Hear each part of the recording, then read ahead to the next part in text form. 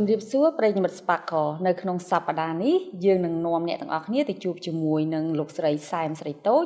ដែលលោកស្រីគឺជាស្ថាបនិកនៃក្រុមហ៊ុន EPL Polynet ដើម្បីចង់ដឹងពីដំណើរការនៃសហគ្រាសរបស់គាត់យើងទៅជួបជាមួយនឹងលោកស្រីទាំងអស់គ្នា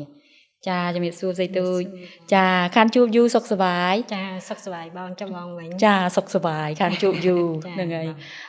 ស្រីតូចដោយសារតែបានដឹងថាស្រីទូចគឺជាស្ថាបនិកនៃសហគ្រាស EPL ដែលធ្វើទៅលើរឿងទឹកឃ្មុំអីអញ្ចឹងជាដើមណាជាដំបូងចង់ឲ្យស្រីទូចរៀបរាប់ពាក់ព័ន្ធជាមួយប្រវត្តិនៃដំណើរការនៃសហគ្រាសនឹងពីណាមកណាអីអញ្ចឹងដើម្បីឲ្យប្រិយមិត្តរបស់យើងគាត់បានដឹងពីប្រវត្តិដែរអញ្ចឹងណាចាអរគុណច្រើនចាអរគុណជាថ្មីម្ដងទៀតសម្រាប់ការអញ្ជើញរបស់បងចាហើយក៏ជំរាបសួរប្រិយមិត្តដែរអញ្ចឹងតកតទៅនឹងប្រវត្តិទឹកឃ្មុំសហគ្រាស EPL Polynet អញ្ចឹងបើពាក្យផ្ដើមថា EPL ហ្នឹងពាក្យពេញវាគឺ Eastern Plain Landscape អញ្ចឹងបើសិនជាពាក្យភាសាខ្មែរគេហៅថាតំបន់ភូមិភាគឦសានដែលផ្ដោតឡើងពីខេត្តមណ្ឌលគិរីរតនគិរីកញ្ចេះស្ទឹងត្រែងព្រះវិហារអូខេចាចឹងបើយើងមើលទៅគឺជាតំបន់ព្រៃចាចឹងទឹកឃ្មុំ EPL Polynet គឺយើងផ្ដោតទៅលើទឹកឃ្មុំព្រៃដែលផ្ដោតជាគុណភាពជាចម្បងចាប៉ុន្តែសួរថាប្រវត្តិហេតុអីបានកកើត EPL Polynet ហ្នឹងចាអញ្ចឹង EPL Polynet គឺកកើតឡើងពីអ្នកបច្ចេកទេសសិក្សាដំបូងឡើងណាអញ្ចឹងពួកគាត់គឺជាអ្នកដែលឆ្លាញ់ទៅបរិស្ថានភាគច្រើនគឺគាត់ជាអ្នកបច្ចេកទេសបានន័យថាជាភាសាអង់គ្លេសគេ consultant ឬក៏ភាសាខ្មែរបានន័យថាជាក្រុមមួយដែលធ្វើការទៅលើរឿងជួយបរិស្ថានជួយអភិរក្សព្រៃឈើអភិរក្សសត្វព្រៃជាពិសេសអភិរក្សឃ្មុំអូខេចាអញ្ចឹងផ្ដល់ជាទីប្រឹក្សាឬក៏ជាគម្រោងធ្វើហ្នឹងទៅឲ្យអង្គការពាក់ព័ន្ធមួយចំនួនដូចជាអង្គការ WWF WCS អីជាដើមចាហើយនៅពេលដែលកំឡុងធ្វើពួកគាត់ចង់និយាយថាធម្មតាគម្រោង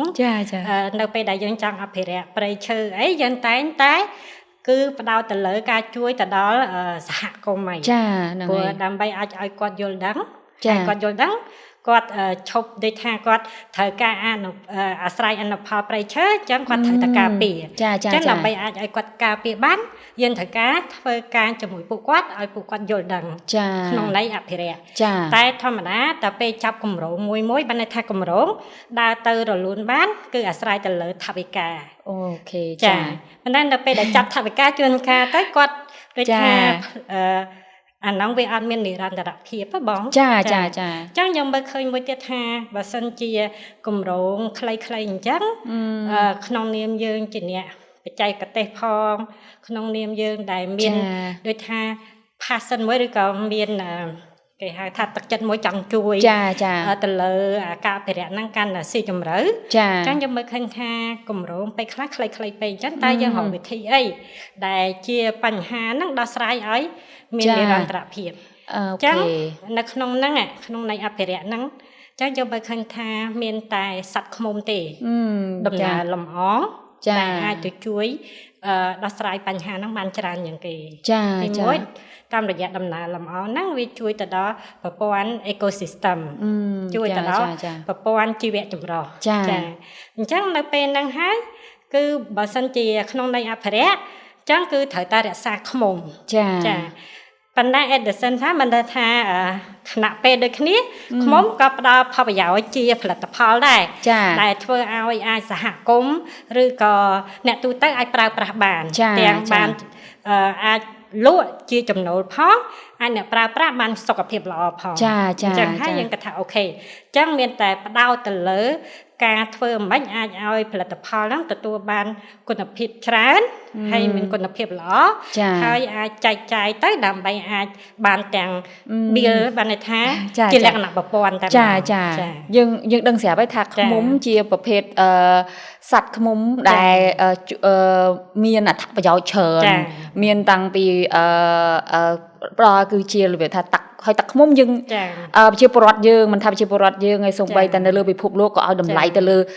ប្រភេទទឹកឃ្មុំជាឱសថជាអីហើយយើងប្រើជាប្រចាំថ្ងៃអីជាដើមអញ្ចឹងចាហើយខ្ញុំមើលឃើញថាវាគឺជាអត្ថប្រយោជន៍ ខ្លាំងមែនតើសម្រាប់សហគមន៍ពីព្រោះអីឃ្មុំមិនមែនមកនៅទីក្រុងទេគឺចាឃ្មុំគឺនៅក្នុងព្រៃនៅអីជាដើមអីអញ្ចឹងហើយមួយវិញទៀតដោយសារតែសេទូចបានធ្វើការងារតាក់តងទៅនឹងសហគមន៍ច្រើនអញ្ចឹងណាចង់ឲ្យសេទូចរំលឹកបន្ថែមតិចថាតើសហគ្រាសហ្នឹងបានជួយជំរុញអីខ្លះទៅលើប្រជាពលរដ្ឋដែលគាត់រស់នៅក្នុងសហគមន៍ហើយជាពិសេសគឺស្ត្រីតែម្ដងចានៅតាមរយៈគម្រោងឬក៏សហគ្រាសរបស់យើងគឺយើងជួយបានច្រើនមែនតើអញ្ចឹងខាងដើមគឺខ្ញុំលើកឡើងហើយបានថាក្នុងន័យអភិរក្សមួយបានន័យថាបៀលប្រព័ន្ធស្រោចស្រពឬក៏ស្ដាររងវិញនៅប្រព័ន្ធព្រៃឈើហើយជីវៈចម្រុះអីជាដើមណាប៉ុន្តែលើសពីហ្នឹងបានន័យថាកត្តាប្រជាជនត្រូវសហគមន៍អញ្ចឹងនៅក្នុងហ្នឹងគឺយើងបានបង្រៀនច្រើនតាមពិតភ្ជាប់ដែរទេព្រោះពួកគាត់ខ្លះក៏យើងធ្វើទៅតាមគម្រោងពីមុនមកដែរអញ្ចឹងគឺបើសហគមន៍ដែលគាត់ទទួលបានផលហ្នឹងបានន័យថាទីមួយគាត់ទទួលបានចំណេះដឹងថាតើធ្វើម៉េចដើម្បីប្រមូលផលទឹកឃ្មុំហ្នឹងអាចធ្វើឲ្យឃ្មុំហ្នឹងនៅមានស្ថិរភាពនិរន្តរភាពអញ្ចឹងថាតើពេលណាគួរប្រមូលផលហើយតើប្រមូលផលហ្នឹងទុកប្រមាណភាគរយយកមកប្រមាណភាគរយដើម្បីប្រើប្រាស់ឲ្យនឹងលក់អញ្ចឹងទុកប្រមាណភាគរយហ្នឹងអាហ្នឹងវាទៅកកាត់ឡើងវិញជាសបុកហ្នឹងវានៅបន្តនិរន្តរភាពហើយមួយទៀតគឺគាត់ទទួលបានចំណេះដឹងបន្ថែមទៀតតកតងនឹងរបៀបការស្តុកទុកក៏ដូចជាចំណេះដឹងថាតើធ្វើម៉េចដើម្បីមើលឃើញទឹកឃ្មុំហ្នឹងមានទាំងគុណភាពមានទាំងសោភ័ណភាពតាមរយៈការវេចខ្ចប់ឲ្យត្រឹមត្រូវចាហើយជាដើមណាដើម្បីធ្វើឲ្យអ្នកញ៉ាំហ្នឹងទទួលបានទាំងអនាម័យទាំងគុណភាពគ្រប់គ្រងតែទាំងអស់ហ្នឹងចាលើសពីហ្នឹងទៀតបងសហគមន៍ទទួលបានមានន័យថានៅក្នុងគម្រោងខ្លះគឺយើងគ្រាន់តែក្នុងនាមជាបច្ចេកទេសជួយទៅដល់ការបង្កើតជាជំនាញស្ត្រីបានន័យថាសហគ្រិនស្ត្រីតែម្ដងនៅក្នុងវិស័យឃ្មុំចាំពេលខ្លះគឺគាត់លាបតាកម្រួនឃ្មុំបានន័យថាអ្នកបច្ចេកទេសគឺគាត់ដឹងថាអូខេតើវាស់ទិសខ្យល់សន្តានប្រព័ន្ធដីរយៈកម្ពស់អាហ្នឹងតើឃ្មុំហ្នឹងវាគួរទៅណាហើយដោយសារតែគ្រប់គ្រងដឹងពីរដូវកាលផងអញ្ចឹងយើងគ្រាន់តែលាបតែកម្រួនឃ្មុំក៏ដឹងថាឃ្មុំហ្នឹងវានឹងទៅហ្នឹងវានឹងបង្កើតសបុកនៅហ្នឹងដែរអញ្ចឹងហើយដែលជួយឲ្យស្ត្រីគឺគាត់អាចទៅយកនៅតំបន់ចិត្តគាត់បានព្រៃហ្នឹងអញ្ចឹងបង្កើតការងារឲ្យគាត់តែ Edison ថាបងបានន័យថានៅក្នុងគណៈពេលហ្នឹងគឺមិនថាតែគាត់អាចបង្កើតការងារក្នុងនាមជាសហគ្រិនស្ត្រីទេគាត់មិនជួយបង្កើនសេដ្ឋកិច្ចនៅក្នុងក្រុមគ្រួសារបងគាត់បងហ៎ប៉ុន្តែគឺគាត់ជួយទៀតជួយពីព្រោះថាជាទូទៅធម្មតាមកដល់ឥឡូវហ្នឹងក៏ដោយបានន័យថាបរោះដែលភាគច្រើនគាត់ចូលនៅក្នុងព្រៃជ្រៅគឺភាគច្រើនបរោះហើយគាត់ចូលទៅយកឃ្មុំត្រូវហ៎បងអញ្ចឹងប្រឈមដែរព្រោះឃ្មុំនៅលើព្រៃជ្រៅបានន័យថាជួនណាវាអាច30-40ម៉ែត្រ50ម៉ែត្រ60ម៉ែត្រក៏មានដែរអញ្ចឹងនៅពេលដែលគាត់ឡើងយកគាត់ប្រឈមនឹងការធ្លាក់អីបាត់បង់ជីវិតអញ្ចឹងបើសិនជាយើងផ្ដល់ចំណេះទៅដល់ស្ត្រីចាអញ្ចឹងគឺគាត់អាចមានចំណេះដឹងបន្ថែមទៅទទួលបានបានន័យថាទទួលបានប្រាក់ចំណូលជួយជួយទៅដល់ក្នុងគ្រួសាររបស់គាត់អូខេល្អពីព្រោះអីជាធម្មតាមែនខ្ញុំធ្លាប់ចូលទៅក្នុងព្រៃរៀងជ្រៅដែរអញ្ចឹងណាហើយយើងមើលឃើញថារបៀបនៃការបងបរោះដែលគាត់ឡើងយកឃ្មុំហ្នឹងគឺខ្ពស់មែនតើទាំងតែយកបានហើយមួយវិញទៀតហ្នឹងក៏បានឮពីប្រជាពលរដ្ឋដែលរស់នៅក្នុងសហគមន៍ដែរថាពួកគាត់ប្រឈមក្នុងការដែលពេលឡើងយកអញ្ចឹងទៅអាចធ្លាក់អាចអីជាដើមអញ្ចឹងណាប៉ុន្តែចាប់អារម្មណ៍តិចនៅត្រង់សៃទូចបានលើកឡើងថាពេលដែលសហគ្រាសរបស់សៃទូចបានបន្តផ្នត់កម្រិតហើយនឹងរបៀបនៃការដែលឲ្យស្ត្រីយើងហ្នឹងគាត់អាចយកឃ្មុំបានហើយទៅអាហ្នឹងជាលក្ខណៈរបៀបមិនដែលយើងគាត់អាចឡើងយកខ្លួនគាត់បានឬក៏ត្រឹមតែទៀបហ្មងទេទៀបទេបងមិនន័យថាបច្ចេកទេសហ្នឹងគឺវារយៈកម្ពស់ប៉ុន្តែដោយសារតែភាគច្រើនពួកគាត់នៅតំបន់ភ្នំហើយដើម្បីព្រៃហើយចឹងរយៈកម្ពស់គាត់ខ្ពស់ស្រាប់ហើយខាងដើមឈើខ្លះគឺយើងគ្រាន់តែគាត់អ្នកក្នុងនាមបច្ចេកទេសហ្នឹងគឺគាត់លាបតែកម្រួនដែលអាចស្ត្រីហ្នឹងយកបានណាបងចាអញ្ចឹងមានន័យថាកម្រួនហ្នឹងពេលដែលយើងលាប nơi thoáng có pua phần nán mồm nângประโมโกนใจมาประกาศสบกnơiกระปูปันนังจักยังอาจโยบานเนาะโอเคปัจจัยกระเตะมวยเตี้ยตามระยะองค์การมาจำนวนนะองค์การทมในช่วยขนมในอัปเดตไปเชิญนะจังคือยังบานด่าหับขมมไหนโอเคจ้าในขนมแหละคันนี้วีเหียงโดยท่าเซนซิทีฟบอกทำไมบ้างวีแหละขณะเหียงรสาวปันใต้ยมยุลปะให้เชียอันนี้ยมดังทางยมยุลคอริตรนะจ้ายมทบเขินแต่มีนมาจนวนกอดดักเห็นเตียบอ่ะปันใต้นั่งวีอาแหละขณะมวยขนมรูปเพียบมวยด้วยขมุมจ้ำให้ยังขมุมความเจียดได้เจียจะจำน้อยจะสาวบองตามปัดไปเจียจนหรือก็เนี่ยปลาปลาจ้ากอดอัตอนบันโยนดังตลมตะลีตามปัดใต้เมนกำรององการทำจำนวนกอดจำรอยตะเลหึงดักทองหนึ่งปัญหาปัจจัยกระเตะข้อขณีบอกจำมาในทางบัสันเจียปัจจัยกระเตะขนมการดักทองได้ยืนทาขมมจำนะจังขมมนั่งเต็งปีข้างประเทศจัดค้างหรือกระเต็งปีบริเตมาหับขมมนั่งเวียนเมียนต่างปีสไลด์ขมมเวียนเมียนต่างขมมกรรมก็หรือกับขมมไก่หายฉมัมมันตรงนะเวียนเมียนมากับเพลหายใต้เราไปปัจจัยกระเตะหับขมมนั่นคือกวาดเมียนปัจจัยกระเตะได้เตะเตียเนี่ยขมมไปนั่งมันเนื้อขนมหับขมมนั่งโคลนไอขนาดแหลกขั้นไปเขาขนินจ้ามาในทางนกคือบ่อยใหญ่แต่คือ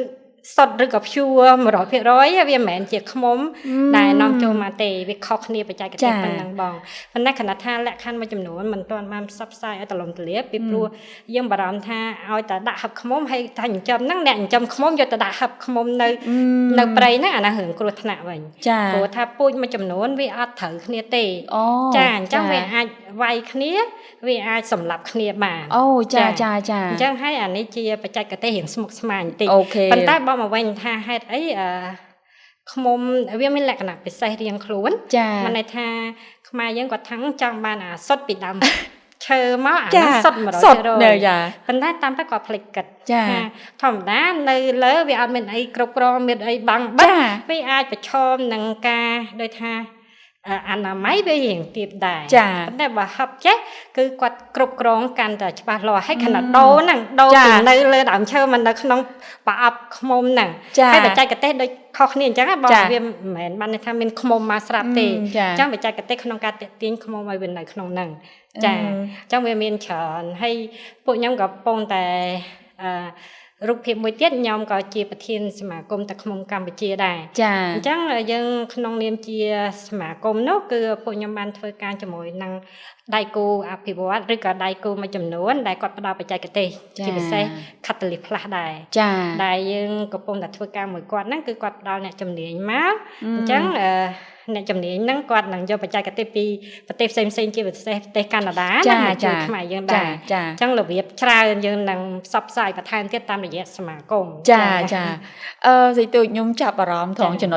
ได้สิตุยบันเลือกลางได้โดยซาแต่ไปเชียร์ปลอดบ่อยเยอะกอดโยธาขมุมตัวโยปีปรีให้ปูอันนั้นมันขมุมสดเองจังนะให้รูปเพียบมวยทำไมได้ขมุมได้ยังจำหัวไงนั่นคือยังอาจได้มาปีเยอะยมใช้ตันยีหรือก็ไปเชียร์ปลอดที่ใช้ตันยีแล้วขมุมจำจังนะเราเป็นจังตื้อเนี่ยได้กอดดาปรือกันเนี่ยนี่นั่งกอดโยธานั่งดูยังจำเวียเหมือนสดอะให้มวยวินติดไปเปียเวียปะปอนังพนอดกำนัดได้กอดตอนตัวโยนจังนะนั่งไงจังหาท้องจนนั่งจังไอ้สิตุ้ยชลิกประไทยมันติดเตียท่ายังเมียนเจียยุดประสาหมัดดำใบไปยุลไปเชียร์ปลอดไอ้กอดยุลละไปบุ๋ยเวียทอดมาได้ยังเนี่ยติ้งยังจังบานหลบบ่สดให้หลบอ๋อให้ไปเชียร์ปลอดได้กอดหัวในขนมไผ่กอดกูซ้อมจมูกพนอดกำลังติดกอดเชียร์เยี่ยมถ้าเธอมัดดำใบหอกมุ้งได้สดให้ในขนมไผ่ให้ร้านขปูเตียดให้มวยเตียดขู่ถนัดให้มวยเป็นเตียดนั่งคือแตะตองจมูกนั่งบาสันเชียไปเชียร์ปลอดกอดอัดตัวบานกาเอาปรุงกาไทยรักษาขมุมนั่งเอานี่เต้งจังมันจังนั่งไงนามวยยังอ่านนั่งบัดบองทุนเทียนขมุมนั่งกระทาบานนะจ๊ะกลายนั่งยำสมบัติของเจาะมวยบ้างเจสามวยดอไปเจจนเนี่ยปลาปลาเนี่ยย้ำเจไปเซ่เนี่ยได้ประกอบหมกระบอกนางได้มันในท่าหึง ตะขมหรือมวยตัดแต่หลายอย่างแต่ไว้ได้ย่อมบารอมเหมือนเต้นให้ชนะในสันตุได้ย่อมเคยเนี่ยได้กอดยกขมไม่ยกกนขมสบขมย่อมมาอ่างยำนั่นคือกลัวถนัดเหมือนเต้นเวียดโดยแต่ยำปองไตรยังไงเลยขนมเราได้การได้ไตรเมียนปองแกห้ามพระดาใจนั่นก็ได้ขณีให้ย่อมเคยสันตุเนี่ยความโตชนะนี้การดัดร้านลูกการดัดร้านให้มวยวันเตี้ยเนี่ยซับไซด์ได้จีอินฟลูเอนเซอร์นั่งก็กวาดใจมาซับไซด์ปีเรื่องหนังดาวกอดอัดโยลหาตามปัดคือกลัวถนัดเหมือนเต้นแต่ดาวบัสันเจียบัดบางขมโดยเจียเกมินปิดสลามไว้ท่าบ่อัดขมสมาหนังอัดเมียนพบแผ่นใดในไปใดอัดเมียนพบแผ่นได้คืออัดจีบเป็นมนุษย์นะคะจ้าจังคือกลัวถนัดจะให้จำได้กลายนี้ยอมออกกันบอลเหมือนเต้นได้ชลิกลายนั่งคือยอมสบายจัดได้อาจพอดาวสายจูนไปจีจนบานจ้ายอมเมื่อคืนจังได้ปีปู่ไอ้จะทำมัดดาในเปได้ยังเมียนจีซาหรือก็จีไอหรือก็มันแมนจีซาไอได้จังจีซาที่ไหนปันใต้จีพนอดกำเนิดให้จีตุงเวอร์รอทั้งไงในไปเชียร์ปรอดได้กอดกึศธาหลับบอนั่งหลับโอให้หลับบอนั่งกอดจังบ้านจังมันจังเนี่ยได้เตยรอกอดนังคอมปรังรอดำใบลูกให้ปู่ไอเวียบานไทยให้มวยเป็นเตี้ยแปะปอนจมูกนังกาบริโภคมุมอังโดยสิตุบานเลิกลางจังได้ยมเคยเชียร์ปรอดเยอะกอดเป็นนิยมแมนเทนให้มาปะเตะสิตุไทยกอดไทยให้บริษัทรอบมือเตยโกนในขนมนังคือจรานะมันเข้าดูปีสิตุเลิกลางจังยังบริโภคไตรในขนมได้ไตรปองดิจ้าจังได้ซาแต่ขมอังพิจารณาคือขมไตรสดแต่มันผัวทักขมจะมาตอนเทอร์บานเตะโยมาอังเตะจะให้ไปขาดบักนองในทางเทอร์เป็นกิจการไปขาดจังให้จำจังอะไรนี่พวกก็จะจอตรำแต่ขมไตรมันน่าอัดดันทาอันนั้นชื่อจำนวนเราเศร้าจำนวนได้กล้วยปลุยบารมันเต้นบัดสังเกตก่อนน่าแต่ยำขมอังจังเตี้ยวิปักปอนเหมือนเต้นจังยำกระทาบัดสันจีอาสองแย่ไปช่างแย่บ้าตันแต่บ่อากัดมันทอยหรือก็จุ่มเรือหัวท่ามองมาเขายังสับไงมันมีไอ้ไว้คว้าบอดโบให้บานปากกาได้ทำมาเขาเซ็งอะไรนี่เคยมาเขาก็เหมือนทำแต่ย่อยำจีแหลกหนักไม้ได้ถ่ายเอาเมียนแหลกหนักเชียนหรือก็เวสเทิร์นอะไรอย่างเงี้ยจังมาเขาชราเหมือนเต้นภาษาอัดเมียนขมอังมุ้ยก็มันไอ้ได้ถ่ายเอาอันนั้นวิอาชีตุ่มนูบอกไปเชียร์ปรวัติได้กอดยุลธานังช่างอย่างนังโอบานยำมันนังวิลอยวิอาจารย์ไอ้จีได้เหมือนจังนะมันคอปีไปเชียร์ปรวัติมาชนุนได้กอดยุลธาบานบริโภคสัตว์ไผ่หรือก็สัตว์กำร้อยคือวิลโอไอ้จังเจดายมันน่าปันใต้วิจิพนอดกำเนิดม้วยจุ่มรุ่นเอาเชียร์ปรวัตินั่งกอดบริโภคสัตว์ไตรหรือก็บริโภคขมุมในยังเลือกลางหนึ่งจังจังมันจังยังไงนะกดปะให้จะอ่านอย่างบัดบางปูในขนมศกทาบานนะจ้ายังไงยมจังไปแจกอะไรนั่งมวยเตะได้ทราบปะให้จะกอดเนี่ยย้ำทั้งกว่าตอนโยลปีดำไหลท่าแต่ขมน้ำเป็นเมียนสระสำคัญไหมจะเป็นเลือกขังดาวย้ำมาในท่าตามปัจจุบันอันเมียนขมอันเมียนจีวัดอันเมียนพบพันใดมันน่ามูลให้ได้บานเฮนในใหญ่จังเหมือนยมในใหญ่เต้ยมเจียเนี่ยศึกษาปตอปีเกเต้มันน่าจังใหญ่ท่าตีมวยขมมีเจียสัตว์มาแบบเพศได้โดยทับจอบดำหนาลำอ่องจังมาในท่าโดยท่าเวียยกปีแบบเพศหรือก็แบบเพชรกอจ่าวิโยตดันแบบเพชรกอจะแบบเพชรกอโยตดันจะจมวยข้อจะกอคอจังให้บานเจ็บไปยังจมรอกรุบรอบเมินรอบเรียนตามแต่บางรอบเรียนปูอย่างแต่ให้แมนทำแต่ช่วยไปเชยในขนมนั่งยมบานบางให้ท่าปีเอโคซิสเต็มนั่งจังมาในท่าวิเมียนตังปีไอเอโคซิสเต็มเมียนตังปีไปเชยเมียนตังปีตักได้เพลิงจอลมากับเพลงให้จีเวะจำร้อนนั่นคือสัตว์นั่งไงให้ตามพัดอินคลูดไปโชว์จมูกมนุษย์ได้จีเวะจำร้อนนั่งนั่งจังมาในท่าบ่อัดเอโคซิสเต็มเวียนหนังปลาป้อแต่đóจีเวะจำร้อนจีเวะจำร้อนนั่นคือสัตว์กลายเมียนมนุษย์กลายเมียนไหนแปะป้อนจมูกนั่งเหมือนใส่ตัวเลือกลาปีดำนาในสัตว์ขมุมวีแปะปอนจมูกลุงอองบอวีไอเฉดายหายมวยเตี้ยขมุมเฉียสัตว์ได้รู้ในขนมเปรย์ขนมไอไผ่ขนมไอเฉดายโดยใส่ตัวบานเลือกลาในดมบอลพุงผีไอซานไอเฉดายในประเทศยืนจังงั้นนะเมื่อเคยทาหัวไงนึ่งปีพบโลกกระปงตายประชมแปะปอนมันคลายเม็ดเชงทรงใบตาเหลืองนั่ง ខាងអង្គការសង្គមស៊ីវិលឬក៏ខាងអង្គការធំៗអីគឺធ្វើទៅលើរឿងពាក់ព័ន្ធនឹង climate change អីជាដើមហើយសត្វឃ្មុំជាសត្វដែលរស់នៅក្នុងព្រៃហើយចង់សួរជាមតិយោបល់របស់ស្រីទូចហើយនឹងការព្រួយបារម្ភណាថាតើមានការព្រួយបារម្ភអីដែរអត់ទេបើសិនជាអាកាសធាតុយើងនៅតែអញ្ចឹងនេះរាល់ថ្ងៃនេះហើយការប្រឈមនឹងការបាត់បង់ព្រៃក៏ប្រឈមដែរអញ្ចឹងណាចាហើយបន្ថែមពីនឹងទៀតចង់ឲ្យស្រីទូចឲ្យជាដំណោះស្រាយតែហ្មងថាគួរធ្វើអីបន្ថែមទៀតដើម្បីថែរក្សាឃ្មុំចាអូខេចាអរគុណបងខ្ញុំគិតថាសំណួរនេះសំខាន់មែនតើចាពីព្រោះថាខ្ញុំក្នុងនាមនៅអ្នកដែលប្រកបមុខរបរនៅក្នុងវិស័យឃ្មុំចាវិស័យតាឃ្មុំអញ្ចឹងដោយសារតែយើងចាប់ផ្ដើមគឺដោយសារក្តីស្រឡាញ់ក្តីដែលចង់អភិរក្សហ្នឹងឯងចាពីព្រោះវាមានគុណតម្លៃហើយគុណប្រយោជន៍ហ្នឹងធំធេងមែនតើអញ្ចឹងបើមកវិញដោយសារតែបច្ចុប្បន្នគឺក៏មានការដូចថាទន្ទ្រានព្រៃហ្នឹងក៏ខ្លាំងចាហើយកត្តាអាកាសធាតុហ្នឹងក៏ខ្លាំងដែរអញ្ចឹងតាមពិតជាអ្វីដែលយើងគួរតែយល់ដឹងគឺយើងគួរតែយល់ដឹងថាសត្វដែលមានប្រយោជន៍ហ្នឹងគឺសត្វឃ្មុំប៉ុន្តែក្រៅពីហ្នឹងក៏មិនមានន័យថាតែសត្វឃ្មុំមួយដែរឲ្យតែប្រភេទសត្វដែលពណ៌ដំណើរលំអងហ្នឹងមានឃ្មុំមានអមាល់មានអីហ្នឹងតែគណៈថាគេតាមការធ្វើការស្រាវជ្រាវទៅសត្វឃ្មុំគឺមានប្រយោជន៍ជាងគេចាវាដំណើរលំអងវាគ្រប់គ្រាន់វា ecosystem ចាអញ្ចឹងអ្វីដែលនេះយើងផ្ដោតទី1ដោយលើកខាងដើមធ្វើម៉េចរក្សាឃ្មុំឲ្យបានចូលរួមក្នុងការអភិរក្សឃ្មុំចាចឹងកត្តាចម្បងគឺកុំញ៉ាំអាកូនឃ្មុំហ្នឹងឯងកត្តាទី2បានន័យថាអ្នកដែលគាត់ទៅរកឃ្មុំព្រៃអញ្ចឹងគឺគាត់កុំកាត់មកទាំងមូល 100% ចាអញ្ចឹងគឺគាត់ត្រូវតែកាត់ខ្ទង់ 80% អូខេចា20% ចាជាពិសេសបើអ្នកយកឃ្មុំតែម្ដងគាត់អាចដឹងឯងមិនបាច់ទុកអា80 20ទៀតគឺគាត់យកតែក្បាលទឹកទៅទុកអាកូនផ្លិតកូនវាហ្នឹងដើម្បីឲ្យវាកកើតទៀតចាអញ្ចឹងអាហ្នឹងយើងកុំយក 100% ភាគច្រើនគឺគាត់អត់ខ្វល់អស់ហ្នឹងឯងតែទៅកាត់ 100% មក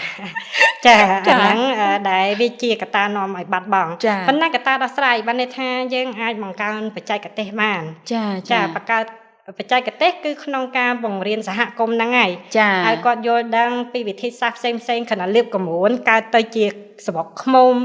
ឬក៏អាចបង្កើតទៅជាហឹបឃ្មុំដែលតាមរយៈបច្ចេកទេសដែលហឹបឃ្មុំហ្នឹងបច្ចេកមកវិញមិនចំទេលក្ខខណ្ឌដូចហឹបឃ្មុំដែលនៅក្នុងចំការទេខុសគ្នាចាអញ្ចឹងហើយប្រភេទអ្នកបច្ចេកទេសគាត់យល់ដឹងពីពូជឃ្មុំខ្លះដែលយើងអាចដោយថាបង្កើតវាដើម្បីជួយជំរុញបន្ថែមដែរតែក្រៅពីហ្នឹងបងយើងនិយាយមិញតែឃ្មុំព្រៃទេប៉ុន្តែឆ្លៀតក្នុងឱកាសហ្នឹងគឺខ្ញុំក៏ចង់លើកពីសារៈសំខាន់ឃ្មុំទាំងអស់ឃ្មុំអញ្ចឹងក៏សារៈសំខាន់ដែរទាំងឃ្មុំអញ្ចឹងក៏ជួយដំណើរលំអងដូចគ្នាខណៈថានៅក្នុងកម្រិតគាត់ធ្វើចការប៉ុន្តែគាត់ជួយដំណើរលំអងធ្វើឲ្យចការហ្នឹងដោយថាចការណាដែលមានហឹបឃ្មុំណាគឺចការហ្នឹងគឺគេអាចផ្ដោតគុណភាពទៅលើផលិតផលគាត់ផ្លែឈើរបស់គាត់បន្លែរបស់គាត់ជាលក្ខណៈ organic បានចាពីព្រោះថាសត្វឃ្មុំជាសត្វមួយដែលគាត់ sensitive បានន័យថាគឺគាត់អត់ធន់នឹងជាតិពុលទេចាខណៈជាតិពុលបាញ់តែមួយឈិតហ្នឹងគឺហើរតែមិនតាន់បានប្រហែល20ម៉ែត្រហ្នឹងគឺគាត់ឃ្មុំហ្នឹងងាប់អស់ហើយចាអញ្ចឹងហើយបានន័យថាគាត់ sensitive មែនតើគាត់អត់អាចធន់ទេចាអញ្ចឹងអាហ្នឹងហើយបើសិនជាមានហឹបឃ្មុំនៅក្នុងហ្នឹងគឺចការហ្នឹងគឺคล้ายទៅជាចការ organic ហើយចការហ្នឹងគឺអា fruitful របស់គាត់តាមរយៈដំណើរលំអងណាគុណតម្លៃហ្នឹងគឺគាត់បានទី1គឺគាត់បានបង្ហាញទៅប្រជាជនថាគាត់ organic ត្រូវឯងបងទី2បានន័យថាបានផលហ្នឹងច្រើនដោយគាត់ប្រើគីមីដែរកត្តាទី3បានន័យថាគាត់អត់ចាំបាច់បង់លុយទៅលើអាថ្លៃទិញជីអីអូខេចាហើយកត្តាទី4ហ្នឹងគឺជួយជំរុញសុខភាពគាត់សុខភាពអ្នកប្រើប្រាស់អីភាសាចាថែមទៀតចាចំណេះដឹងមួយអញ្ចឹងថ្ងៃក្រោយបើសិនជាយើងទៅណាមកណាអីមើលថានៅតំបន់ហ្នឹងចការហ្នឹងមានចិញ្ចឹមឃ្មុំយើងជឿជាក់ថាបន្លែហ្នឹងអូហ្គានិកចាហ្នឹងហើយសហគ្រាសរាល់ថ្ងៃឥឡូវហ្នឹងដាក់ដំណើរការដល់ណាហើយទៅដល់ក្រៅប្រទេសនៅហើយជាពិសេសហ្នឹងតាក់ទងជាមួយនឹងទីផ្សារមានគេស្គាល់ច្រើននៅបងខ្ញុំស្គាល់យូរដែរណាហ្នឹងហើយចា ចាបងសហគ្រាសយើងបើសិនជាបើកតាំងពីដំណើរការមកគឺចុងឆ្នាំ2019អូខេចាបើកហើយកូវីដហ្មងចាចាំកាលនោះចាំហ្នឹងហើយប៉ុន្តែកណ្ដាថាអ្វីដែលយើងជាដោយសារតែចាប់ផ្ដើមចេញពីដូចថាកោកំណត់មិនមែនរឿងផលចំណេញទេចាយើងចាប់ផ្ដើមមកក្នុងន័យថាយើងជួយសង្គមបាត់ទៅហើយអញ្ចឹងបានសហគ្រាសខ្ញុំគឺបង្កើតឡើងជាសហគ្រាសសង្គមហើយចាអញ្ចឹងគឺយើងដោយសារយើងមានបច្ចេកទេសផងយើងមានដូចថាមហិច្ឆតាចង់ជួយប្រជាជនឲ្យមានសុខភាពល្អហើយជួយសហគមន៍ផងជួយប្រៃឈើផងអញ្ចឹងយើងនៅតែព្យាយាមឲ្យវាដើរចាទាំងលំបាកលំបិនមិនក៏ទៅដែរប៉ុន្តែមកដល់បច្ចុប្បន្ននេះឃើញថាសន្ទុះនៃការគ្រប់គ្រងហើយនឹងគេឈ្មោះហ្នឹងគឺល្អប្រសើរខ្លាំងចាគេស្គាល់ brand របស់ EPL Planet ហ្នឹងច្រើនមែនតើអូខេហ្នឹងហើយមានការណែនាំតគ្នាអីចឹងទៅអញ្ចឹងបច្ចុប្បន្ននេះក៏ពួកខ្ញុំមិនធ្វើទីផ្សារខ្លាំងដែរបើថាយើងអត់ចំណាយលុយទៅលើធ្វើទីផ្សារខ្លាំងទេប៉ុន្តែមានការទទួលស្គាល់ចាបកសួរថាតើមានការនាំចេញនៅអាហ្នឹងជាទស្សនវិស័យវែងឆ្ងាយប៉ុន្តែដោយសារតែដោយ EPL Planet គឺយើងបង្កើតឡើងដើម្បីជួយសង្គមហងអញ្ចឹងហើយយើងមានអ្នកបច្ចេកទេសទាំងអស់អញ្ចឹងក្នុងនេះខ្ញុំចង់បកស្រាយបន្តិចដែរបានថាយើងមិនមែនមានតែអ្នកបច្ចេកទេសឃ្មុំទេក្រុមពួកយើងគឺមានអ្នកបច្ចេកទេសឃ្មុំមានអ្នកបច្ចេកទេសខាងបរិស្ថានខាង landscape ចាខាងសន្តានដីណាស្ថានប្រព័ន្ធហើយនឹងមានអ្នកបច្ចេកទេសខាងមន្ទីរពិសោធន៍ចាមានអ្នកបច្ចេកទេសខាងចំណីអាហារអញ្ចឹងបានថាទាំងអស់ហ្នឹងហើយដែលយើងអាចផ្ដោតទឹកឃ្មុំរបស់យើងផ្ដោតទៅលើគុណភាពបានចាហើយតម្លៃសមរម្យហើយនៅក្នុងន័យហ្នឹងដើម្បីអាចឲ្យទូលំទូលាយហើយអាចឲ្យវិស័យឃ្មុំហ្នឹងកាន់តែមានការទទួលស្គាល់អញ្ចឹងគឺខាងពួកខ្ញុំនេះខ្លាយទៅជាអ្នកបច្ចេកទេសមួយក្នុងការទៅជួយគ្រប់គ្រងសមាគមទឹកឃ្មុំកម្ពុជាអូខេសីទូយើងបានពិភាក្សាគ្នារៀងគួរសមដែរតកតងជាមួយនឹងសហគ្រាសទឹកឃ្មុំរបស់សីទូចឹងជាដើមណាតែឥឡូវហ្នឹងយើងចង់មកដឹងតកតងជាមួយនឹងជាធម្មតាយើងប្រកបមុខរបរអីក៏ដោយចង់មិនចង់គឺតែងតែមានបញ្ហាប្រឈមខ្លះអីខ្លះចឹងហើយអញ្ចឹងចង់ឲ្យសីទូលើកពាក់ព័ន្ធជាមួយនឹងបញ្ហាប្រឈមអីចឹងណាហើយរាល់បញ្ហាប្រឈមហ្នឹងយើងរៀនបានអីហើយយើងដោះស្រាយដោយវិធីណាដោយវិធីណាដើម្បីអភិវឌ្ឍខ្លួនទៅមុខទៀតជាដើមអញ្ចឹងណាចាតាប្រឈមនៅក្នុងការធ្វើអាជីវកម្មច្រើនមែនទែនបងមិនមែនតែនៅក្នុងវិស័យទឹកឃ្មុំហ្នឹងទេប៉ុន្តែខ្ញុំមើលឃើញថាវិស័យទឹកឃ្មុំហ្នឹងមានប្រឈមខ្លះដែលវាគួរឲ្យចាប់អារម្មណ៍ហើយក៏ចង់ផ្ដល់សារឲ្យគាត់យល់នៅពេលនេះដែរអញ្ចឹងខ្ញុំមើលឃើញថាទឹកឃ្មុំធម្មតាគឺបើគិតទៅតាមពិតងាយស្រួលក្នុងការលក់បើគិតទៅពីព្រោះថាម្នាក់ដូចបងលើកខាងដើមអញ្ចឹងគេទទួលស្គាល់ថាទឹកឃ្មុំនេះមានអត្ថប្រយោជន៍អាចធ្វើជាថ្នាំម្នាក់ស្វែងរកទឹកឃ្មុំប៉ុន្តែជាក់ស្ដែងគឺមានកត្តាប្រឈមដោយសារតែគាត់មិនបានយល់ដឹងពីទឹកឃ្មុំទូលំទូលាយអញ្ចឹងធ្វើឲ្យជាកត្តាប្រឈមទៅលើអាជីវកម្មវិញពីព្រោះថាអ្នកដែលគាត់កំពុងតែស្វែងរកទឹកឃ្មុំតែដល់ពេលហើយគាត់អត់ទុកចិត្តអញ្ចឹងមានន័យថាឲ្យតែទឹកឃ្មុំឡើងក្រាមគាត់គិតថាទឹកឃ្មុំហ្នឹងខ្លាញ់ខ្លាយតាមពិតមានរបៀបមើលរវាងថាឡើងក្រាមខ្លាញ់ខ្លាយហ្នឹងយ៉ាងម៉េចធម្មជាតិហ្នឹងមិនហើយមួយទៀតឲ្យតែទឹកឃ្មុំឡើងដូចថាមានសម្អល់រោមអីក៏គាត់គិតថាខ្លាញ់ខ្លាយតែវាមានកត្តារបស់វាផ្សេងទៀតតែក៏អត់យល់ហ្នឹងជាកត្តាមួយដែលដោយសារចំណេះដឹងកត្តាហើយចំណេះដឹងហ្នឹងដែរនៅពេលដែលគាត់ដូចថាព្រោះដងគាត់ទិញតែឃ្មុំយកទៅព្យាបាលដោយសារតែគាត់មិនដឹងថាតាមពិតតែឃ្មុំមានកត្តាពីរធំដែលជួយទី1បានន័យថាជួយទៅការពារកត្តាទី2គឺជួយទៅព្យាបាលតែថ្ងៃគាត់ទិញហើយញ៉ាំដើម្បីព្យាបាលទេគាត់ការពារទេតាមពិតដែលល្អគួរញ៉ាំទឹកឃ្មុំរាល់ថ្ងៃដែលវាអាចជំរុញធ្វើឲ្យ system របស់យើងបានន័យថាសារពាង្គរបស់កាយរបស់យើងរឹងមាំបានអញ្ចឹងយើងញ៉ាំរាល់ថ្ងៃប៉ុន្តែញ៉ាំធ្វើយ៉ាងម៉េចឲ្យវាមានកំណត់ដែរមិនថាញ៉ាំឲ្យលើសទេហើយអាហ្នឹងជាកត្តាមួយដែលពាក់ព័ន្ធនឹងចំណេះដឹងដែរមួយទៀតដោយសារ ចំណេះដឹងគាត់ក៏អត់ដឹងថាតម្លៃហ្នឹងទឹកឃ្មុំហ្នឹងវាពិសេសប៉ុណ្ណាទេអញ្ចឹងគឺឲ្យតែឃើញថាទឹកឃ្មុំនេះថ្លៃទឹកឃ្មុំនេះធូរថ្លៃកាន់តែធូរថ្លៃទៀតជួនកាលត្រឹមតែ10000 20000អីហ្នឹងគាត់សម្រុកទៅទិញដែរគាត់អត់បានយល់ដឹងថាតើទឹកឃ្មុំ10000ហ្នឹងតើអាចទៅរួចទេអាហ្នឹងដោយសារតែចំណេះដឹងអស់ហ្នឹងដែរពីព្រោះថាតម្រាំបានតែទឹកឃ្មុំ1លីត្រមកតម្រាំបានប្រមូលមកមិនងាយទេចាអញ្ចឹងណាចាអាហ្នឹងជាកត្តាដែលពាក់ព័ន្ធនឹងចំណេះដឹងទី2គឺភ្ជាប់ជាមួយតម្លៃហ្នឹងមិនតិចដោយសារតែពួកខ្ញុំផ្ដោតទៅលើគុណភាពហ្នឹងជាចម្បងអញ្ចឹងគ្រប់ដំណាក់កាលតាំងពីទឹកឃ្មុំហ្នឹងទឹកឃ្មុំហ្នឹងនៅក្នុងព្រៃរហូតមកដល់ចែកចាយដល់អតិថិជននេះគឺគ្រប់ដំណាក់កាលយើងគ្រប់គ្រងគុណភាពទាំងអស់ចាទាំងគុណភាពទាំងអនាម័យទាំងសុវត្ថិភាពចំណីអាហារចាអញ្ចឹងគ្រប់ទាំងអស់ហ្នឹងវាធ្វើឲ្យការចំណាយហ្នឹងខ្ពស់មែនតើដល់ពេលការចំណាយខ្ពស់តែតម្លៃរបស់ពួកខ្ញុំវិញរាល់ថ្ងៃនេះគឺកំណត់តម្លៃមួយដែលគេដូចថាស្មើនឹងទឹកឃ្មុំដែលទិញទៅដល់សហគមន៍ចាអញ្ចឹងសឹងតែទៀបជាងផងបានន័យថាទឹកឃ្មុំសហគមន៍គាត់ចន្លោះពី120,000ទៅដល់180,000ទៅតាមតម្លៃទៅតាមចំនួនអីចឹងទៅ1លីត្រណាចា1លីត្រហើយដល់ពេលយើងគ្រប់គ្រងគ្រប់ជំហានទាំងអស់វិចខ្ចប់មកគុណភាពនាំចេញទៀតហើយលក់តាម1លីត្រតែ$30ទេប៉ុន្តែចំណុចឡើយហ្នឹងធ្វើឲ្យខ្ញុំមានប៉ះប្រឈមខ្លះដែរដោយសារគាត់ថាអ្នកខ្លះគាត់ថាទឹកឃ្មុំដែលគ្រប់គ្រងអញ្ចឹងហើយការវិចខ្ចប់អញ្ចឹងហើយតម្លៃ$30ដោយវាមិនប៉ិតប៉ិតទៅអញ្ចឹងវិញទី1ទី2បានន័យថាអ្នកខ្លះគាត់ថាដាក់10ត្រឹមត្រូវអីអញ្ចឹងអត់សុទ្ធទេដល់ទឹកសុទ្ធមិនសុទ្ធចាហ្នឹងជាកត្តាប្រឈមដែរតាក់ទងនឹងតម្លៃណាហើយតម្លៃមួយទៀតនៅពេលដែលយើងធម្មតាគ្រប់គ្រងអញ្ចឹងទៅចំណេញតិចមែនតើទៀតអញ្ចឹងចំណេញទៀតធ្វើឲ្យអាកម្រិតដែលយើងព្យាយាមចែកចាយបានន័យថាធម្មតាអ្នកចែកចាយបន្តពីយើងដល់គាត់ចំណេញច្រើនដែរបានគាត់ចង់ត្រូវអាហ្នឹងវាជាកត្តាប្រឈមមួយទៀតនៅក្នុងខ្ញុំដែលចង់ផ្ដោតលើគុណភាពខ្លាំងហើយតម្លៃសមរម្យជូនប្រជាជនណាអាហ្នឹងដែលយើងប្រឈមរាល់ថ្ងៃហើយយ៉ានឹងបកមកវិញបណ្ណាអ្នកដែលចូលរួមសូមឆ្លៀតឱកាសនេះដែរអរគុណពួកគាត់អ្នកដែលចូលរួមជាអ្នកចែកចាយក្តីអ្នកញ៉ាំក្តីគឺគាត់សិតតែយល់ពីតម្លៃអ្វីដែលក្រុមការងាររបស់យើងឬក៏សហគ្រាសរបស់យើងនឹងបានធ្វើគាត់យល់មែនតើហើយដោយសារតែយើងមិនមែនធម្មតាផ្ដោតលើគុណភាពទេពួកខ្ញុំក៏បានទទួល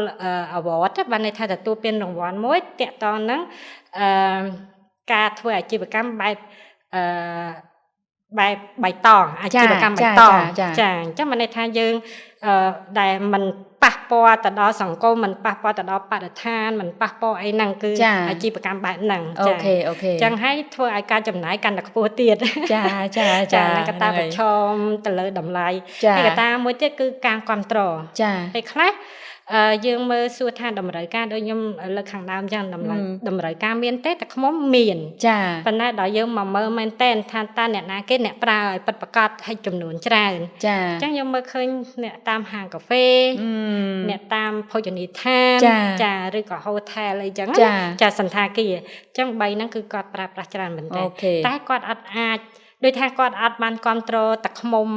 ស្រុកឬក៏ទឹកឃ្មុំព្រៃទេតម្លៃវាខ្ពស់ពេកអញ្ចឹងចាអញ្ចឹងទោះគាត់ 5 star ក៏ដោយក៏គាត់មិនហ៊ានដូចថាកម្រិត5 star សន្តាគារ5 star ក៏គាត់មិនហ៊ានដែរហើយឬក៏បើយើងនិយាយពីអាជីវកម្មខណៈអីគេខាងកាហ្វេណារាប់ម៉ឺនកន្លែងបងប៉ុន្តែតាំងពីទូចដល់កម្រិតទូចតូបអាទិះឬក៏ធំហ្នឹងគឺសិតតែប្រើទឹកឃ្មុំហើយប៉ុន្តែបើសិនជាគាត់បកមកគ្រប់ត្រឃើញសន្ទុះយើងកើនឡើងមែនតែនច្រើនមែនតែនចាហើយមួយទៀតដែរអាហ្នឹងជាកត្តាគ្រប់ត្រមួយទៀតគឺអ្នកគ្រប់ត្រគាត់ពេលខ្លះគាត់គ្រប់ត្រតែគាត់អត់ទិញចាអញ្ចឹងទៅគឺគាត់ឃើញតែផ្លាកមកធូរថ្លៃឃើញតែផ្លាកមកពីបរទេសគាត់ទិញបរទេសបាត់អាហ្នឹងដែរជាកត្តាមួយដែលប្រឈមខ្លាំងឥឡូវហ្នឹងដែរចាប៉ុន្តែក៏អត់បានគិតទេថាហេតុអីបានគេធូរថ្លៃម៉េះនាំចូលពីជួនណាខ្ញុំឃើញមានខ្ញុំមិននិយាយប្រែណាប៉ះពាល់តែឃើញមានគេផ្សព្វផ្សាយនៅលើទីផ្សារ1លីត្រដូចជា 13000អីក៏មានឬក៏12000 15000ណា1លីត្រ ចា1លីត្រធូរថ្លៃពេទ្យតែយើងគិតមើលទឹកឃ្មុំអានោះសំណំចូលទៀតហើយបើកម្រិតនាំចូលបើគាត់ចំណេញតែ10-20%គាត់ទៅអត់រួចទេចាអញ្ចឹងគាត់ច្បាច់ជាចំណេញច្រើនចាអាចពី40ទៅ50%ទៅ60%អូខេអញ្ចឹងបើសិនជាចំណេញច្រើនអញ្ចឹងហើយបើគាត់លក់ធូរថ្លៃអញ្ចឹងតែគាត់ធ្វើមកចំណេញកើតយើងវាកត្តាឲ្យយើងសួរថាចាហ្នឹងសុទ្ធកម្រិតណាយើងមិនហ៊ានថាយ៉ាងម៉េចទេប៉ុន្តែយើងបារម្ភដែរអញ្ចឹងណាចំពោះអ្នកដែលគាត់គិតគូរទៅលើសុខភាពហើយតែគាត់បែរទៅជាអត់យល់ដឹងអាហ្នឹងហើយគាត់ឃើញតម្លៃធូរថ្លៃក៏គាត់ទិញទៅចាណាកតាក៏ពិតផ្សេងច្រើនណាបងក៏ពិតមិញហ្នឹងរៀងទាញចំណាប់អារម្មណ៍ខ្ញុំបន្តិចដែរតាក់ទងជាមួយពេលសៃទូចដែលលើកឡើងរឿងថាទឹកឃ្មុំនេះនឹងអញ្ចឹងណាពីព្រោះអីជាធម្មតាពេលដែលទៅម៉ាតទៅអីយើងមិនទិញនៅម៉ាតនៅអីជាដើមហើយចាទទួលស្គាល់ថាតម្លៃយើងទទួលយកបានអញ្ចឹងណាតែចង់មិនចង់ក៏ពិតរបស់នាំចូលចាហ្នឹងហើយចាហ្នឹងហើយសៃទូចយើងវិភាសាពាក់ព័ន្ធជាមួយនឹងប្រភពនៃទឹកឃ្មុំពាក់ព័ន្ធជាមួយបច្ចេកទេសពាក់ព័ន្ធជាមួយនឹងសហគ្រាសពាក់ព័ន្ធជាមួយបទពិសោធន៍អីជាដើម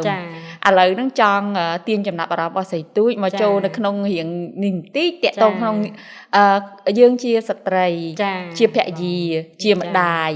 មានតួនាទីច្រើនមែនតើมันខុសពីពាក្យស្លោកខ្មែរបានលើកឡើងថាស្ត្រីមេដាដៃ100អីជាដើមអញ្ចឹងណាដល់ពេលអញ្ចឹងចង់មកសួរនាំនឹងការចែកម្លែកតិចតួចពាក់ព័ន្ធមួយសៃទូចក្នុងនាមជាស្ត្រីសហគ្រិនម្នាក់តើអាការរៀបចំពេលវេលាសម្រាប់គ្រួសារហើយធ្វើម៉េចវាបើសិនជាយើងចង់និយាយថាឲ្យវា balance ដូចនេះវាមិន balance វាមិនស្មើទេមែនទេប៉ុន្តែចង់មិនចង់យើងចង់ដឹងដែរពាក់ព័ន្ធជាមួយនឹងស្ត្រីយើងថាតើយើងរៀបចំការងារចំនួនមិនគ្រួសារមិនដើម្បីឲ្យមើលទៅវាប្រស៊ីប្រសងគ្នាអីចឹងណាចាអញ្ចឹងចង់ឲ្យសៃទូចចែកម្លែកបន្តិចចាតាមពិតឲ្យខ្ញុំទទួលស្គាល់ថាស្ត្រីដៃ100ហ្នឹងគឺត្រឹមត្រូវពាក្យហ្នឹងអត់ខុសទេតែយើងក៏ត្រូវដឹងដែរពីគេហៅថាទេពកោសល្យរវាងស្ត្រីនិងបុរសដែរចាអញ្ចឹងបុរសគាត់គិតរឿងធំស្ត្រីមានលទ្ធភាពក្នុងការគិតរឿងតូចច្រើនទៀតអញ្ចឹងអាហ្នឹងតាមពិតយើងខ្ញុំឃើញភាគច្រើនអ្នកខ្លះគឺគាត់ដូចថាគាត់អត់ឲ្យតម្លៃខ្លួនឯងហើយគាត់បន្ទោសខ្លួនឯងគាត់មិនចង់កើតមកជាស្ត្រីទេតែយើងចាំបាច់បន្ទោសខ្លួនឯងថាអីបើយើងកើតមកជាស្ត្រីទៅហើយយើងគួរតែមានមោទនភាពវិញថាយើងស្ត្រីយើងបានធ្វើណាមេដាដៃ100ទៀតយើងនៅធ្វើការចាហ្នឹងបានន័យថាគួរតែមោទនភាពចាហើយយើងអាចសិក្សាដែរមិនមែនថាត្រឹមតែធ្វើរឿងទូចបានទេព្រោះឥឡូវហ្នឹងក៏មានអ្នកដូចថាមានស្ត្រីដែលថ្នាក់ដឹកនាំធំគឺគាត់ចាប់ផ្ដើមធ្វើជាគំរូយើងហើយឬក៏អ្នកដែលអត់ទាន់ធ្វើអាជីវកម្មមានគំរូអ្នកធ្វើអាជីវកម្មស្រាប់ហើយជាស្ត្រីអញ្ចឹងពួកគាត់គួរតែមកមើលអាហ្នឹងអញ្ចឹងខ្ញុំគិតថាទី1ខ្ញុំមានសំណាងវិញសំណាងត្រង់ថាស្ត្រីអាចធ្វើរឿងបានតូចច្រើនអាចធ្វើអាជីវកម្មផងអាចគ្រប់គ្រងមើលថែរក្សាកូនផងអាចធ្វើឲ្យក្រុមគ្រួសារមានសុភមង្គលផងប៉ុន្តែយ៉ាងណាមិញបានន័យថាការធ្វើឲ្យក្រុមគ្រួសារមានសុភមង្គលអាជីវកម្មដើរទៅបានលុះត្រាតែយើងណាមិនមែនជាមនុស្សដែលទៀមទាហើយក៏មិនមែនជាមនុស្សដែលផ្ដាល់ឲ្យរហូតដែរបានន័យថាតើពេលខ្លះយើងត្រូវចេះមានហេតុផលចេះនិយាយឲ្យគ្នាហើយយើងយោគយល់ពីគ្នាតែនៅក្នុងមិនថាតែជីវិតគ្រួសារឬក៏ជីវិតអាជីវកម្មទេន័យថាតើយើងផ្ដាល់ឲ្យគ្នាយ៉ាងម៉េចបានអញ្ចឹងបើសិនជានៅក្នុងអាជីវកម្មយើងជាម្ចាស់អាជីវកម្មយើងជាថ្នាក់ដឹកនាំអញ្ចឹងពេលខ្លះបើសិនជាយើងអត់យល់ពីកូនចៅយើងទេអាហ្នឹងក៏យើងអត់អាចគ្រប់គ្រងកូនចៅយើងបានដែរចាអញ្ចឹងអាជីវកម្មហ្នឹងអត់អាចដើរទៅដោយរលូនបានទេចាឬក៏យើងមានជួនកាលអាជីវកម្មដូចខ្ញុំឬក៏អាជីវកម្មផ្សេងទៀតជួនកាលមិនមែនតែម្នាក់ឯងទៀតអញ្ចឹងថាតើយើងអាចធ្វើម៉េចឲ្យអាជីវកម្មហ្នឹងទៅទាំងព្រមសហការមួយគ្នាបានជួនកាលអ្នកខ្លះដូចក្រុមខ្ញុំចេះមានអ្នកបច្ចេកទេសខ្ពស់សិទ្ធិបណ្ឌិតមកពីក្រៅប្រទេសអីទៀតអញ្ចឹងតើយើងធ្វើម៉េចដើម្បីអាចទៅដោយមួយគ្នាបានអញ្ចឹងបានន័យថាការយល់ពីគ្នា ការយោគយល់គ្នាការស្មោះត្រង់ជាមួយគ្នាអាហ្នឹងគឺជាកត្តាសំខាន់ទាំងលក្ខខណ្ឌអាជីវកម្មទាំងលក្ខខណ្ឌគ្រួសារហើយខ្ញុំក៏មានសំណាងដែរព្រោះថាខ្ញុំនៅទីនេះខ្ញុំគិតថាខ្ញុំមានសំណាងមែនទែននៅក្នុងផ្នែកគ្រួសារព្រោះគ្រួសារខ្ញុំជួយគាត់គ្រប់គ្រងអាជីវកម្មគាត់គ្រប់គ្រងអ្វីដែលយើងធ្វើតែដោយសារតែគាត់ដឹងថាយើងមានហេតុផលយើងចង់ហើយយើងមិនធ្វើអីអាក្រក់ដល់សង្គមដល់ខ្លួនឯងដល់ក្រុមគ្រួសារទេអញ្ចឹងហើយយើងក៏ត្រូវយល់ពីគាត់ដែរមានន័យថាគាត់ក៏មានទូនាទីមានមុខរបររបស់គាត់ចាអ្វីដែលគាត់ចូលចិត្តគាត់ធ្វើដូចគ្នាអញ្ចឹងយើងត្រូវបែងចែកគ្នាថាតើយើងជួយគ្នាដោយវិធីណាឧទាហរណ៍សាមញ្ញព្រលឹមឡើងជួនកាលខ្ញុំមើលកូនក្នុងការរៀបចំឲ្យកូនហ្នឹងមួយទឹករៀបចំកៅអៅអីដើម្បីឲ្យគាត់ទៅសាលាតែក្នុងកំឡុងពេលមើលកូនហ្នឹងគាត់ជាអ្នករៀបចំកៅអៅអីចឹងទៅគាត់កៅអៅអីចឹងទៅអញ្ចឹងពួកខ្ញុំអត់បានមើលថាអូអ្នកណាជាប្រុសអ្នកណាជាស្រីកិច្ចការប្រុសកិច្ចការស្រីទេហើយជួនកាលនៅក្នុងផ្នែកអាជីវកម្មឬក៏ពេលយើងរវល់រៀងខ្លួនអញ្ចឹងពេលខ្លះខ្ញុំត្រូវមានបេសកកម្មទៅក្រៅប្រទេសឬក៏មានកិច្ចប្រជុំនៅក្នុងស្រុកគាត់ក៏ដូចគ្នាដែរពេលខ្លះមានបេសកកម្មទៅក្រៅប្រទេសឬក៏កិច្ចប្រជុំក្នុងស្រុកគាត់តែងតែមកសួរខ្ញុំតែងតែសួរគាត់ថាអូខេឥឡូវនេះបើសិនជាខ្ញុំទៅថ្ងៃនេះតើប៉ះពាល់អី schedule របស់គាត់ឬកាលវិភាគរបស់គាត់តែគាត់មានអីជួនណាគាត់យើងជិះវៀងដែលគាត់ទៅក្រៅដែរយើងទៅក្រៅដែរប៉ះពាល់អីចឹងកូនអត់មានអ្នកណាគេមើលទេចាហ្នឹងហើយចឹងហើយកត្តាអស់ហ្នឹងយើងត្រូវភាសាគ្នាចាឲ្យតម្លៃគ្នាហ្នឹងហើយស្មោះត្រង់ហើយនឹងទុកចិត្តគ្នាហ្នឹងគឺជាកត្តាសំខាន់ក៏ពិតដល់ពេលសីទូចលើកឡើងត្រង់ចំណុចហ្នឹងធ្វើឲ្យខ្ញុំចាប់អារម្មណ៍មួយថាយើងជាស្ត្រីនៅពេលដែលយើងជោគជ័យក៏ត្រូវតែមានចំណែកបរោះជួយយើងនៅពីខាងក្រោយដែរហើយបរោះក៏ដូចគ្នាដែរគាត់ជោគជ័យក៏ត្រូវតែមានចំណែកយើងនៅពីក្រោយគាត់ដែរតែសំខាន់គឺមិនមែនមានថាយើងច្រានគាត់ចេះក្រឹបច្រានទេគឺសំខាន់គឺយើងយល់គ្នាទៅវិញទៅមកមែនណាហ្នឹងហើយស្អីទូចដោយសារតែជាធម្មតាយើងធ្វើយើងបង្កើតសហគ្រាសទឹកឃ្មុំនឹងឡើងអញ្ចឹងណាហើយយើងមិនមែនធ្វើការតែម្នាក់ឯងទេយើងធ្វើការមួយក្រុមការងាររបស់យើងធ្វើការជាមួយនឹងប្រជាពលរដ្ឋនៅក្នុងស្រុករបស់យើងហើយពេលខ្លះបើសិនជានេះទៅយើងអាចឈានទៅដល់ក្រៅស្រុកអីទៀតជាដើមហើយជាពិសេសហ្នឹងគឺពាក់ព័ន្ធជាមួយនឹងវិស័យទឹកឃ្មុំគឺចង់មិនចង់នឹងធ្វើការជាមួយនឹងក្រសួងនានាអង្គការ NGO អីជាដើមហីឆ្លៀតឱកាសហ្នឹង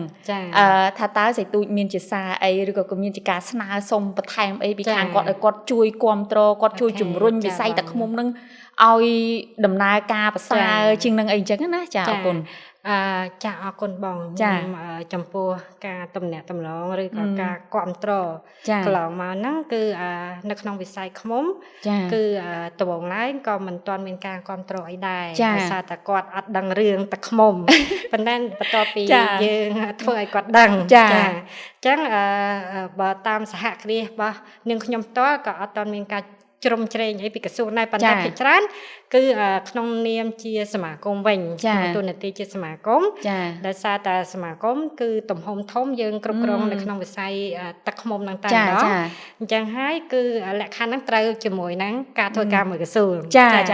ចឹងកន្លងមកគឺមានការជ្រុំជ្រែងពីក្រសួងហ្នឹងច្រើនក្រសួងពាណិជ្ជកម្មក្រសួងកសិឧស្សាហកម្មក្រសួងកសិកម្មឬក៏ក្រសួងបរិស្ថានសូម្បីតែកិច្ចការនារីអីសិតតែធ្វើការជាមួយពួកគាត់ទាំងអស់គាត់គ្រប់គ្រងហ្នឹងច្រើនគណៈថានៅក្នុងហ្នឹងគឺចង់ឲ្យគាត់កាន់តែជួយគ្រប់គ្រងហើយជំរុញបន្ថែមទៀតបានន័យថារាល់ថ្ងៃនេះគឺយើងមើលឃើញថាតកតងនឹងផែនការមួយចំនួនពីសមាគមទៅនៅរៀងដើមមិនទាន់សន្ទុះខ្លាំងទេយើងមានផែនការយើងមានអ្នកចេះដូចថាមានអ្នកបច្ចេកទេសមានអ្នកគ្រប់គ្រងផ្នែកបច្ចេកទេសមានអ្នកចិញ្ចឹមឃ្មុំមានសហគមន៍ឃ្មុំទាំងអស់ហើយតែគណៈថាផែនការយើងធម្មតាត្រូវការលុយត្រូវការកញ្ចប់ចិត្តត្រូវការអីចឹងណាអញ្ចឹងឆ្លៀសក្នុងឱកាសនេះបើសិនជាមានក្រសួងឬក៏ដៃគូអភិវឌ្ឍមួយចំនួនដែលគាត់មើលឃើញថាឃ្មុំទឹកឃ្មុំឬក៏ឃ្មុំហ្នឹងវាសារៈសំខាន់មែនទែនសម្រាប់ប្រព័ន្ធ ecosystem សម្រាប់ជីវៈចម្រុះស្ថិរភាពចំណីអាហារបរិស្ថាន អាកាសធាតុប្រែប្រួលវាសិតតែនៅក្នុងអស់ហ្នឹងហើយចាចាអញ្ចឹងគឺអាចជួយមកគ្រប់គ្រងសមាគមទឹកឃ្មុំវិញចាចាខ្ញុំមិនទៀមទាមកផ្ទាល់ខ្លួនឯងទេប៉ុន្តែងាកមកជួយគ្រប់គ្រងសមាគមទឹកឃ្មុំកម្ពុជាវិញចាដើម្បីអាចឲ្យយើងហ្នឹងអាចធ្វើសកម្មភាពឲ្យផែនការរបស់យើងហ្នឹងឲ្យកាន់តែទូលំទូលាយបើសិនជាយើងមានកញ្ចប់បាត់ចិត្តកាន់តែទូលំទូលាយមានការគ្រប់គ្រងព្រោះហ្នឹងឯងក្រសួងគាត់ដើរតួនាទីជាគេហៅថា influencer គឺជាអ្នកមានឥទ្ធិពលមួយជួយនាំយើងហើយនាំផ្លូវណែនាំឲ្យហើយប៉ុន្តែបើសិនជាមានខណៈពេលហ្នឹងមានដៃគូអភិវឌ្ឍអីបន្ថែមទៀតដែលគាត់ងាកមកជួយជំរុញជួយជួយគ្រប់គ្រងណាខ្ញុំគិតថាពិសេសមែនល្អ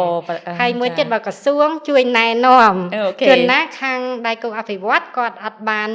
ដឹងចា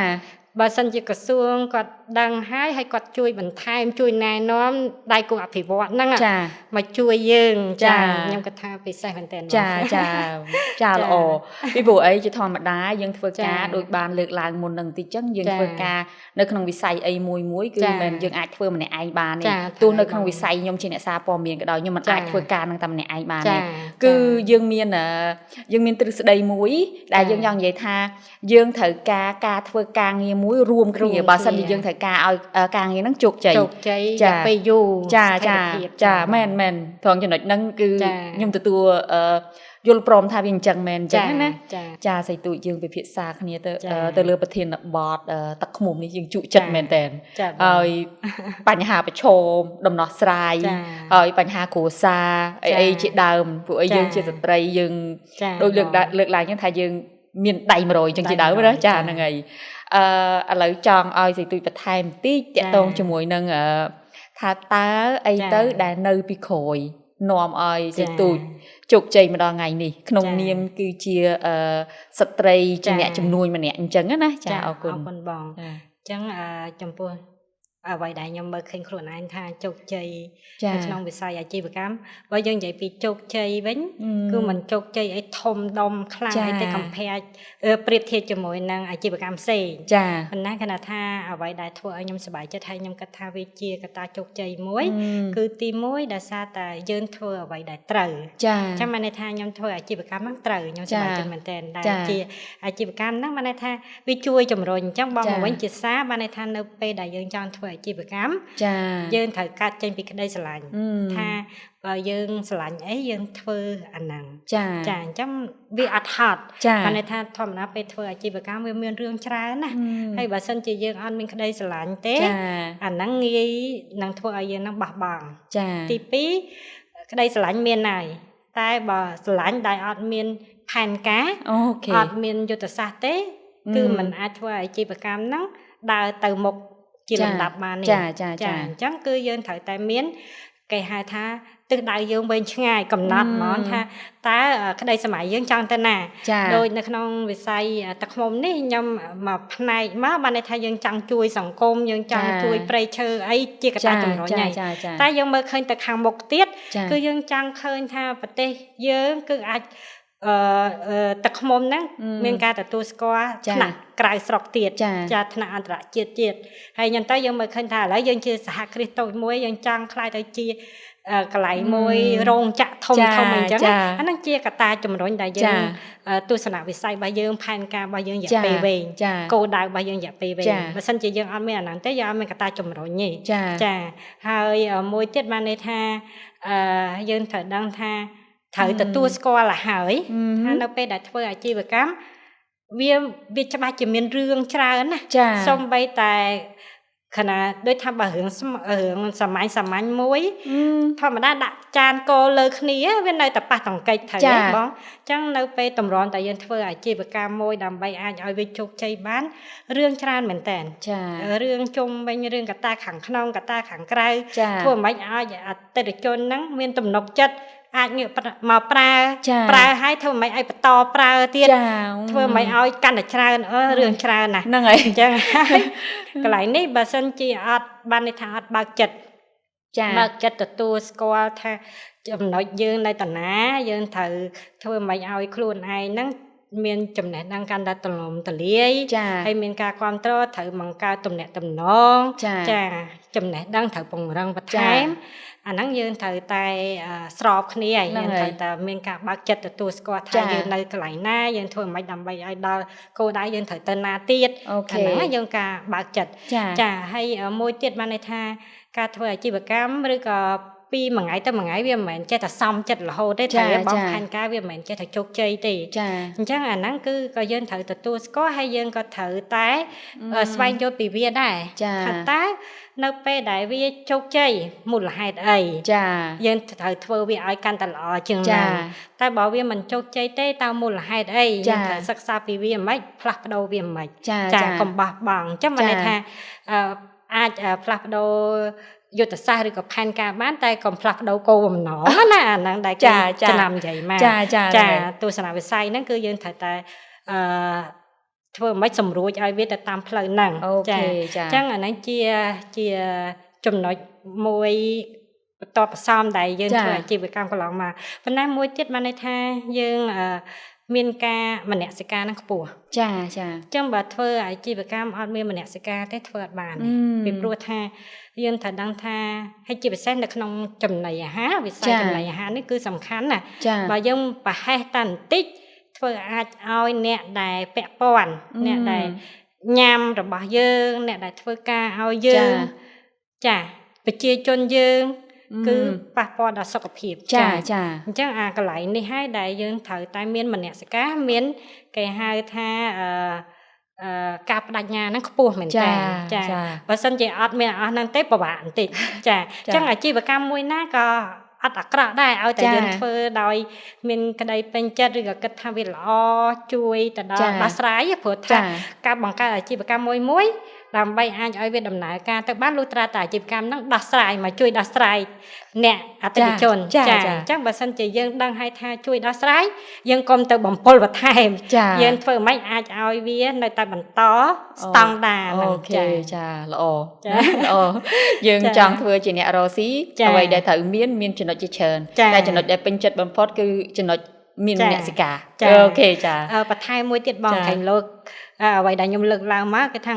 សិនតែចំណុចធំយើងហ្នឹងអាចនឹងមើលឃើញថាដើរទៅហើយយើងចេះតែនិយាយបានចាតាមពិតខ្ញុំលើកទឹកចិត្តថាទូចធំក៏ដោយដូចនិយាយចឹងបានន័យថាចាប់ផ្ដើមយើងចង់អីព្រោះខ្ញុំមើលឃើញអាជីវកម្មជាច្រើនដែលគាត់ចាប់ផ្ដើមតាមរយៈការមើលឃើញគេ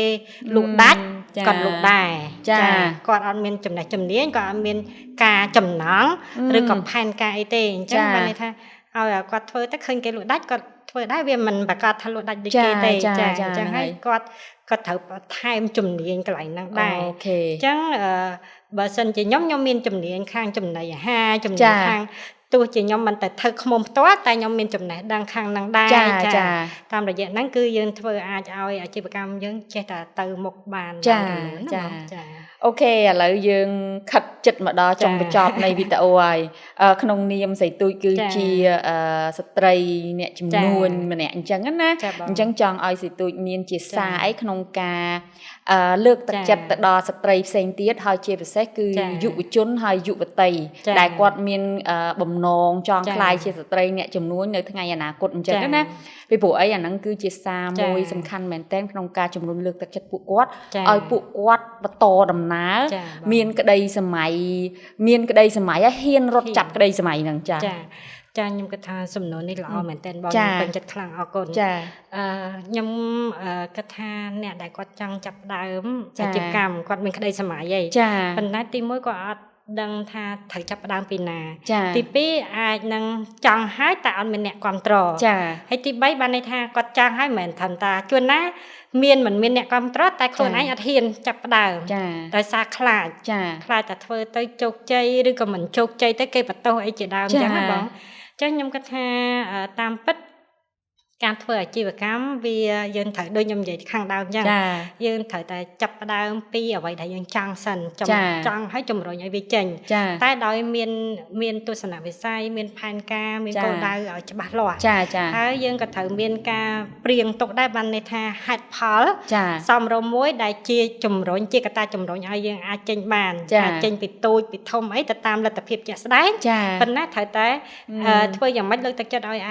ខ្លួនឯងនឹងចេញទៅបាន បានហើយក៏ត្រូវផ្ដល់ហេតុផលឲ្យខ្លួនឯងដែរថាមូលហេតុអីបានយើងគួរតែចាប់ផ្ដើមអញ្ចឹងបើយើងចាប់ផ្ដើមទី1ជួយខ្លួនឯងទី2អាចជួយអាជីវកម្មយើងជួយខ្លួនឯងជួយ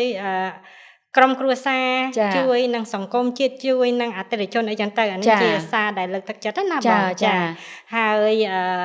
បើសិនជាអត់មានអ្នកគ្រប់គ្រងទេយើងគួរតែស្វែងយល់ឬកត្តាដែលគេអត់គ្រប់គ្រងយើងថាតើចំណុចណាដែលយើងគួរតែបញ្យល់ពួកគាត់ឬក៏ពេលខ្លះទៀតយើងក៏អាចចាប់ផ្ដើមពីចំណុចតូចណាមួយដែលមិនប៉ះពាល់ទៅដល់ដូចថា